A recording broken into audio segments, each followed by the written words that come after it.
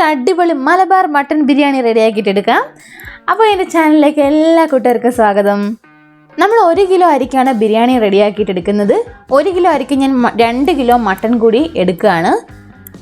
നമ്മൾ 3 സ്റ്റെപ്പായിട്ടാണ് ബിരിയാണി റെഡിയാക്കിയിട്ട് എടുക്കുന്നത്. ഫസ്റ്റ് സ്റ്റെപ്പ് നമുക്ക് മട്ടൺ മസാല റെഡിയാക്കിയിട്ട് എടുക്കണം. സെക്കൻഡ് സ്റ്റെപ്പ് റൈസ് വേവിച്ചിട്ടെടുക്കണം. ലാസ്റ്റ് സ്റ്റെപ്പായിട്ട് നമുക്ക് ദം ചെയ്തെടുക്കണം. നല്ല മട്ടൺ ബിരിയാണി അടിപൊളിയായിട്ടൊന്ന് ദം ചെയ്തെടുക്കുന്നത് എങ്ങനെയാണെന്ന് നോക്കാം. അപ്പോൾ ഇന്നത്തെ എൻ്റെ മട്ടൺ ബിരിയാണി നിങ്ങൾക്ക് ഇഷ്ടപ്പെടുകയാണെങ്കിൽ എൻ്റെ വീഡിയോ ഒന്ന് ലൈക്ക് ചെയ്തേക്കണേ. അതുപോലെ ഷെയർ ചെയ്യണം. ഇതുവരെ സബ്സ്ക്രൈബ് ചെയ്തിട്ടില്ലെങ്കിൽ ഒന്ന് സബ്സ്ക്രൈബ് ചെയ്ത സൈഡിലുള്ള ബെൽ ബട്ടൺ കൂടി ഒന്ന് പ്രസ് ചെയ്തേക്കണേ. അപ്പോൾ നമുക്കിന്ന് മസാല തന്നെ ഫസ്റ്റ് റെഡിയാക്കിയിട്ട് എടുക്കാം. അതിനായിട്ട് ഞാനൊരു കുക്കറിലേക്ക് 3 ടേബിൾ സ്പൂൺ വെളിച്ചെണ്ണ ഒഴിച്ചു കൊടുക്കുകയാണ്. എണ്ണ നന്നായിട്ടൊന്ന് ചൂടായി കഴിയുമ്പോൾ ഇതിനകത്തേക്ക് നമുക്ക് 1.5 കിലോയോളം സവാള ആഡ് ചെയ്ത് കൊടുക്കാം. സാധാരണയായിട്ട് നമ്മൾ കറി വെക്കുമ്പോൾ 2 കിലോ മട്ടൺ ആണെങ്കിൽ 1 കിലോ സവാളയാണ് ആഡ് ചെയ്യുന്നത്. ഇപ്പോൾ ബിരിയാണി മസാലയ്ക്ക് ആയതുകൊണ്ട് നമുക്ക് കുറച്ച് ഗ്രേവിയൊക്കെ വേണം. അതുകൊണ്ട് 1.5 കിലോ സവാള ഇട്ട് കൊടുക്കുകയാണ്.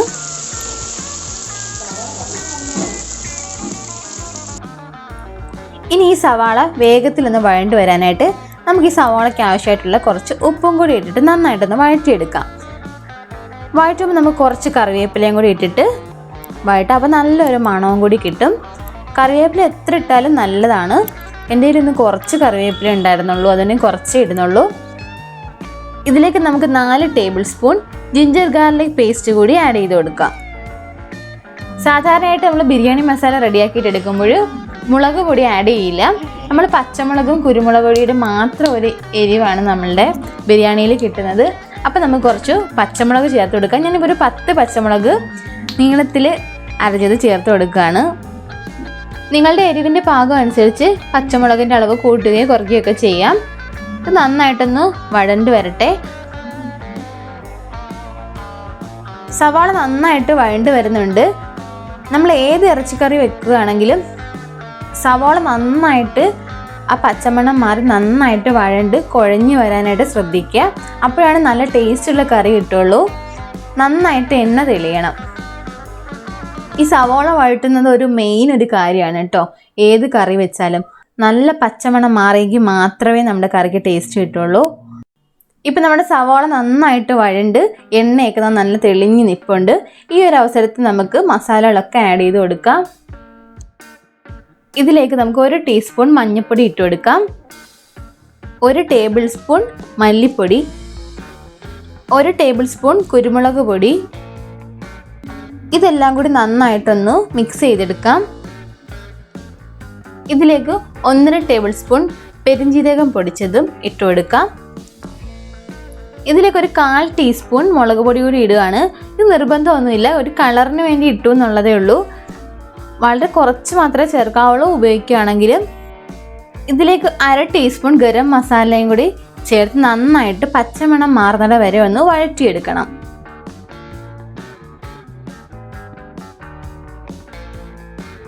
ഇപ്പം നമ്മുടെ മസാലയുടെ പച്ചമണമൊക്കെ മാറി നല്ലൊരു സ്മെല്ലൊക്കെ വരുന്നുണ്ട്. ആ ഒരു സമയത്ത് നമുക്ക് തക്കാളി ആഡ് ചെയ്ത് കൊടുക്കാം. ഞാനൊരു 7 ടൊമാറ്റോ ആണ് ഇപ്പോൾ ആഡ് ചെയ്ത് കൊടുത്തത്. ഇതുകൂടെ നന്നായിട്ടൊന്ന് ഇട്ടൊന്ന് വഴറ്റിയെടുക്കാം. ഇനി നമ്മുടെ മസാലയൊക്കെ നന്നായിട്ടൊന്ന് സോഫ്റ്റ് ആക്കി ഇടാനായിട്ട് നമ്മൾ പുളിയില്ലാത്ത തൈര് ഒരു 1/4 കപ്പ് കൂടി ഞാൻ ചേർത്ത് കൊടുക്കുകയാണ്. ഇതോടെ ചേർത്ത് കൊടുക്കുമ്പോൾ നല്ലൊരു മയം കിട്ടും. നമ്മുടെ ഇറച്ചി വേകുമ്പോഴും ഇറച്ചി നന്നായിട്ടൊന്ന് വെന്ത് സോഫ്റ്റ് ആവാനായിട്ട് ഈ ഒരു കേട് നമുക്ക് സഹായമാണ്. അപ്പോൾ ഒരു 1/4 കപ്പ് ഇട്ട് കൊടുത്തിട്ടുണ്ട്. ഇതും കൂടി ഇട്ട് നന്നായിട്ടൊന്ന് വഴറ്റിയെടുക്കണം. ഒരിക്കലും മസാല ആഡ് ചെയ്യുന്നതിന് മുമ്പായിട്ട് ഇതൊന്നും ഇട്ട് കൊടുക്കരുത്. മസാലയൊക്കെ നന്നായിട്ട് മൂത്തതിന് ശേഷം മാത്രമേ ഈ ഒരു തൈരും തക്കാളിയൊക്കെ ചേർത്ത് കൊടുക്കാവൂ. ഇതിലേക്ക് നമുക്ക് കുറച്ച് മല്ലിയിലയും പുതിനയിലയും കൂടി ആഡ് ചെയ്ത് കൊടുക്കാം. നമ്മൾ അധികം കറിക്ക് ചേർക്കുന്ന പോലുള്ള മസാലയൊന്നും ഈ ബിരിയാണിക്ക് ചേർക്കില്ല. കറിക്കാവുമ്പോൾ നമ്മൾ കുറച്ചുകൂടി എല്ലാ മസാലകളും കൂടുതലായിട്ട് ചേർക്കും. ഇപ്പോൾ നമ്മുടെ പൊടികളെല്ലാം വളരെ കുറച്ച് മാത്രമേ ചേർത്തിട്ടുള്ളൂ. ഇപ്പോൾ നമ്മുടെ മസാലയൊക്കെ ഒന്ന് സെറ്റാവുന്ന സമയത്ത് നമ്മുടെ മട്ടൺ 2 കിലോ കഴുകി വാർന്ന് വെച്ചിട്ടുള്ളതാണ്. അതുകൂടി കുറേശ്ശെയായിട്ട് ഇട്ട് കൊടുക്കാം. കുറേശ്ശെ ഇട്ട് മസാലയായിട്ടൊന്ന് മിക്സ് ചെയ്തതിന് ശേഷം ബാക്കി കൂടി ഇട്ട് കൊടുത്താൽ മതി. ഇല്ലെങ്കിൽ എല്ലാം കൂടി ഈ മസാലയായിട്ടൊന്ന് പുരണ്ട് വരാനായിട്ട് കുറച്ച് ബുദ്ധിമുട്ടുണ്ടാവും.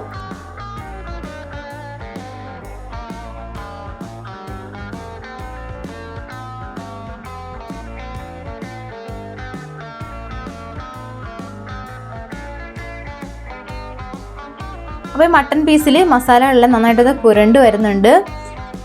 ഇനി ഇതിന് നമുക്ക് ഒരു തിള വരാനായിട്ടൊന്ന് വെയിറ്റ് ചെയ്യാം. അപ്പോൾ നന്നായിട്ടൊരു തിള വരുന്നുണ്ട്. അപ്പോൾ ഈ തിള വരുന്ന സമയത്ത് വെള്ളം എത്രമാത്രം ഇറച്ചിയിൽ നിന്ന് ഇറങ്ങുന്നതെന്ന് ശ്രദ്ധിക്കുക. വെള്ളം കുറച്ച് ഇറങ്ങുന്നുണ്ടെങ്കിൽ ഒരു 1/4 കപ്പ് വെള്ളം കൂടി ആഡ് ചെയ്ത് കൊടുക്കാം. ഇപ്പോൾ വെള്ളം ഇറങ്ങുന്നുണ്ട് എങ്കിലും അടിയിൽ പിടിക്കാനുള്ള ചാൻസ് കൂടുതലാണ്. അതുകൊണ്ട് ഞാൻ ഒരു 1/4 കപ്പ് വെള്ളം കൂടി ചേർത്തൊന്ന് മിക്സ് ചെയ്ത് ഒരു വിസിലടുപ്പിച്ചെടുക്കാൻ പോവാണ്. ശരിക്കും മട്ടൺ നന്നായിട്ട് വേവാനാണെങ്കിൽ നല്ല ഫ്ലെയിമിൽ ഒരു വിസിലും പിന്നെ ഫ്ലെയിം ഒന്ന് കുറച്ചിട്ടതിന് ശേഷം ഒരു വിസിലും കൂടി അടിച്ചാൽ മട്ടൺ കംപ്ലീറ്റ് ആയിട്ട് വെന്ത് കിട്ടും. പക്ഷെ നമ്മളിപ്പോൾ ഒരു വിസിലേ അടിക്കുന്നുള്ളൂ. ഒരു വിസിലടിച്ചതിന് ശേഷം നമുക്ക് ഓപ്പൺ ചെയ്തിട്ടിട്ട് കുറച്ച് നേരം വേവിച്ചെടുക്കാം. അപ്പോൾ തുറന്ന് കിടന്ന് വേവുന്ന സമയത്ത് നല്ല ഒരു സ്മെല്ലൊക്കെ കിട്ടും. അല്ലെങ്കിൽ അടച്ചിരുന്ന് വേകുമ്പോൾ കുക്കറിലൊക്കെ കുക്ക് ചെയ്യുന്ന സമയത്തുള്ള ഒരു സ്മെല്ല് വരും. ഇപ്പം നമുക്ക് ഒരു വിസിലടിച്ചതിന് ശേഷം ഓപ്പൺ ചെയ്ത് ഒന്നും കൂടി തിളപ്പിച്ചെടുക്കാം. ഇപ്പം നമ്മുടെ കുക്കറുടെ ഒരു വിസിലടിച്ചിട്ട് ആവിയൊക്കെ ഒന്ന് പോയിരിക്കുകയാണ്. ഒന്ന് ഓപ്പൺ ചെയ്ത് നോക്കാം.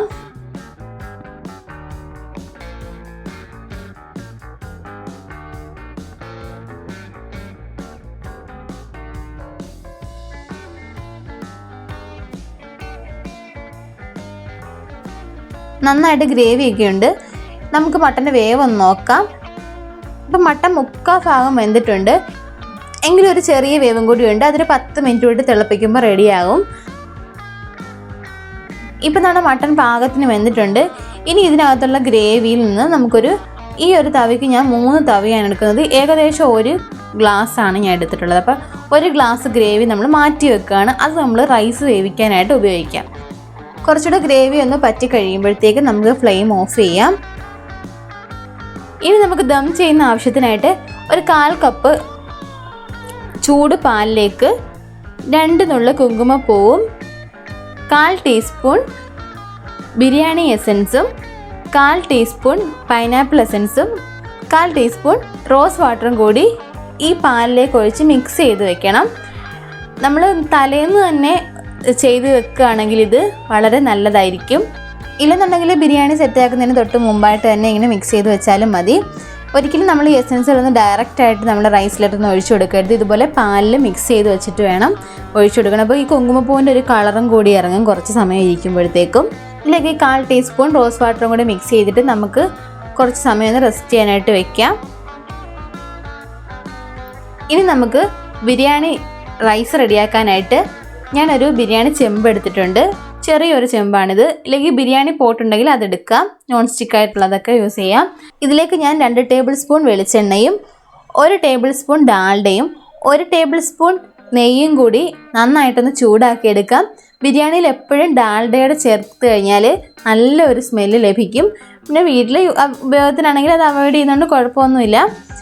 ഇത് നന്നായിട്ടൊന്ന് ചൂടായി വരുമ്പോഴത്തേക്കും നമുക്ക് മസാലകൾ ഇട്ട് കൊടുക്കാം.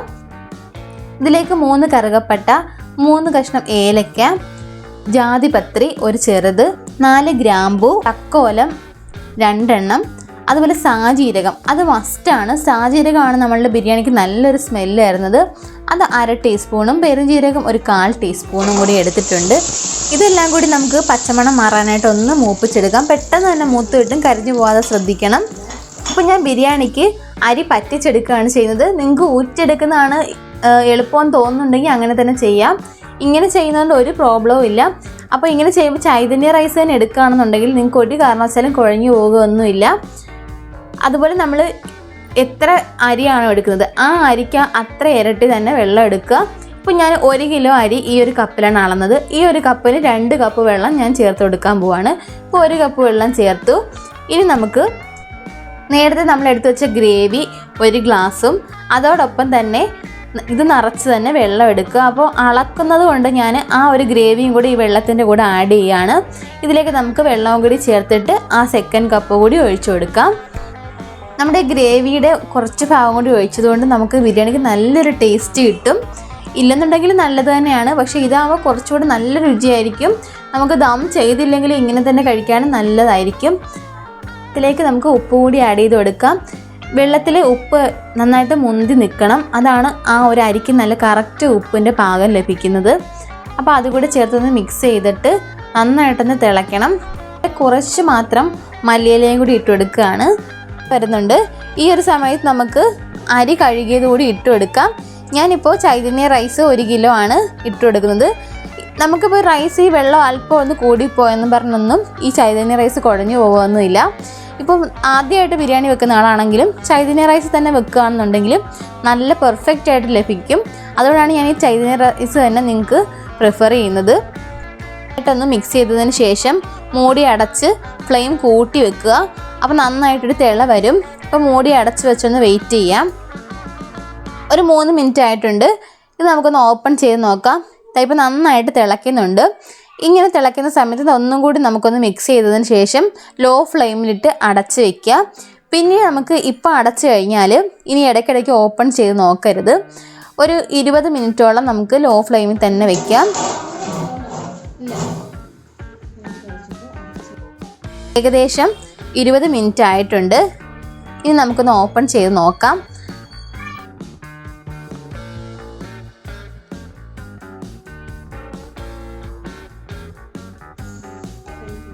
നല്ല അടിപൊളി മണമൊക്കെ വരുന്നുണ്ട്. ഇനി നമ്മുടെ റൈസിൻ്റെ വേവ് ഒന്ന് നോക്കാം.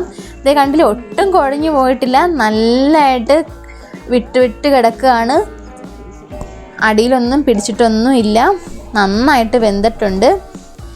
നമ്മുടെ സെക്കൻഡ് സ്റ്റെപ്പ് കൂടെ കഴിഞ്ഞിട്ടുണ്ട്. ഇനി നമുക്ക് ദം ചെയ്തെടുക്കണം. അപ്പോൾ ദം ചെയ്തെടുക്കാനായിട്ട് നമുക്ക് കിസ്മിസും നട്ട്സും കൂടി ഒന്ന് ഫ്രൈ ചെയ്തെടുക്കണം. അതിനായിട്ട് ഞാൻ കുറച്ച് നെയ്യും വെളിച്ചെണ്ണയും കൂടി ഒന്ന് ചൂടാക്കുവാണ്. നട്ട്സും കിസ്മിസും കൂടി ആഡ് ചെയ്ത് കൊടുക്കാം. നന്നായിട്ടൊന്ന് മൂപ്പിച്ചെടുക്കാം. കരിഞ്ഞൊന്നും പോവരുത്.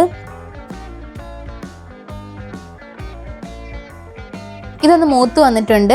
ഇത് നമുക്ക് കോരി വെക്കാം. എന്നിട്ട് ഇതേ എണ്ണയിൽ തന്നെ നമുക്ക് 2 പിടി സവാള കനം കുറച്ച് നീളത്തിൽ അരിഞ്ഞത് നന്നായിട്ടൊന്ന് ഞെവിടിയതിന് ശേഷം ഈ എണ്ണയിലേക്ക് ഇട്ട് കൊടുക്കാം. ഈ സവാള നല്ല ഗോൾഡൻ ബ്രൗൺ കളർ ആകുന്നത് വരെ ഒന്ന് നന്നായിട്ട് ഫ്രൈ ചെയ്തിട്ടെടുക്കാം. ഇനി നമുക്ക് മട്ടൻ ബിരിയാണി ദം ചെയ്തെടുക്കാം. ഇതിനായിട്ട് നമ്മളുടെ ഗ്രേവിയിൽ ഇത്ര ഒരു വാട്ടർ കൺസിസ്റ്റൻസി വേണം.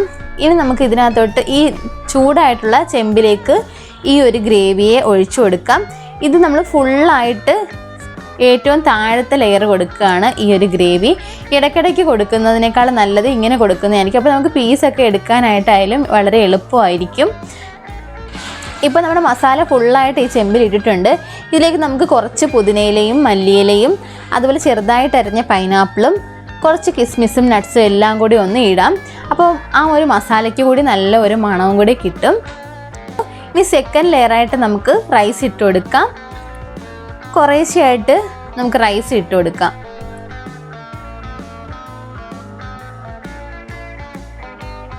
നമ്മൾ വേവിച്ച് വെച്ചിരിക്കുന്ന പകുതി റൈസ് ഞാനിപ്പോൾ ഇട്ടിട്ടുണ്ട്. ഇത് നിരത്തിയതിന് ശേഷം ഇതിലേക്ക് 1 ടീസ്പൂണോളം ഡാൽഡയും നെയ്യും ഇട്ട് കൊടുക്കാം. അതിലേക്ക് നമുക്ക് വീണ്ടും മല്ലിയിലയും പുതിനയിലയും കൂടി ആഡ് ചെയ്ത് കൊടുക്കാം. നമ്മൾ നേരത്തെ ലെയർ ചെയ്തില്ലേ, അതുപോലെ തന്നെ ഇതിലും ആ ഒരു ലെയർ കൊടുക്കുക. എന്നിട്ട് നമുക്ക് ബാക്കിയുള്ള ഫുൾ റൈസും കൂടി ഇതിന് പുറത്തേക്ക് ഇട്ട് കൊടുക്കാം. ഫൈനലായിട്ട് നമുക്ക് നേരത്തെ ചെയ്ത പോലെ തന്നെ ആ ഒരു ലെയർ ഗാർണിഷ് ചെയ്ത് കൊടുക്കാം. ഈ സമയത്ത് നമ്മൾ വറുത്ത സവാളയും കൂടി ഇട്ട് കൊടുക്കാം. നേരത്തെ നമ്മൾ തയ്യാറാക്കി വെച്ചിട്ടുള്ള ആ ഒരു കുങ്കുമപ്പൂവിൻ്റെയും എസൻസിൻ്റെയും മിക്സ് കൂടി ഇതിന് പുറത്തേക്കൊന്ന് ഒഴിച്ചതിന് ശേഷം നമുക്ക് ഈ മൂടി അടച്ച് ഏകദേശം ഒരു 10 മിനിറ്റോളം ദം ചെയ്ത് വെക്കണം. അപ്പോൾ നന്നായിട്ട് ആവിയൊക്കെ വന്നിട്ട് എല്ലാ ഭാഗത്തും ഒരുപോലെ ആ ഒരു സ്മെല്ലൊക്കെ വന്നിട്ട് നല്ല ടേസ്റ്റ് ആയിരിക്കും. ഫ്ലെയിം ഓഫ് ചെയ്തതിന് ശേഷം ഒരു അരമണിക്കൂറായിട്ടുണ്ട്. അപ്പോൾ അരമണിക്കൂർ ആകുമ്പോഴത്തേക്ക് നന്നായിട്ടൊന്നുകൂടെ സെറ്റായി കിട്ടും. ഇപ്പോൾ ആ സ്മെല്ല് എല്ലാ ഭാഗത്തും ഒരുപോലെ ഒന്ന് പിടിച്ചിട്ടുണ്ട്. നല്ലൊരു മണമൊക്കെ വരുന്നുണ്ട്. നമ്മൾ വിളമ്പുന്ന സമയത്ത് ഒരു കാര്യം കൂടി ശ്രദ്ധിക്കണം. ആ ഒരു റൈസിനെ മാത്രമായിട്ട് നിങ്ങളൊന്ന് മിക്സ് ചെയ്തതിന് ശേഷമേ വിളമ്പാവുള്ളൂ. ഒരിക്കലും ഗ്രേവി ആയിട്ട് മിക്സ് ചെയ്യരുത്. ആ ഒരു റൈസ് മാത്രം മിക്സ് ചെയ്യുക. അപ്പോൾ ഗ്രേവി നമുക്ക് സെപ്പറേറ്റ് കോരുകയും ചെയ്യാം. ആ ഒരു സ്മെല്ല് എല്ലാ ഭാഗത്തും ഒരുപോലെ ഒന്ന് മിക്സായി കിട്ടുകയും ചെയ്യാം അങ്ങനെ ചെയ്യുന്ന സമയത്ത്. ഈ 1 കിലോ റൈസ് ഏകദേശം 7 പേർക്ക് നന്നായിട്ട് കഴിക്കാൻ കാണും. അപ്പോൾ നമ്മുടെ മട്ടൻ ബിരിയാണി ഒരു വാഴയിലോട്ടൊന്ന് വിളമ്പിയാലോ? അടിപൊളി ആയിരിക്കും അല്ലേ? നല്ല ചൂട് ബിരിയാണിയാണ്. ഈ ബിരിയാണി എൻ്റെ ബ്രദർ കഴിച്ചിട്ട് അഭിപ്രായം പറയാമെന്ന് പറഞ്ഞിട്ടുണ്ട്. അവൻ കഴിക്കുന്നതും കൂടി ഒന്ന് നോക്കാം.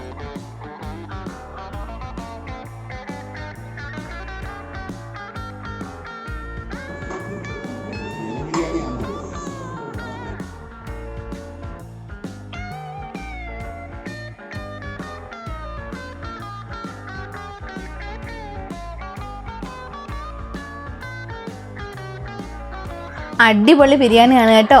അപ്പോൾ നിങ്ങൾ തീർച്ചയായിട്ടും ഈ ബിരിയാണി ഒന്ന് ട്രൈ ചെയ്ത് നോക്കണം. വളരെ ടേസ്റ്റിയാണ്, നല്ല സ്മെല്ലൊക്കെ ഉണ്ട്.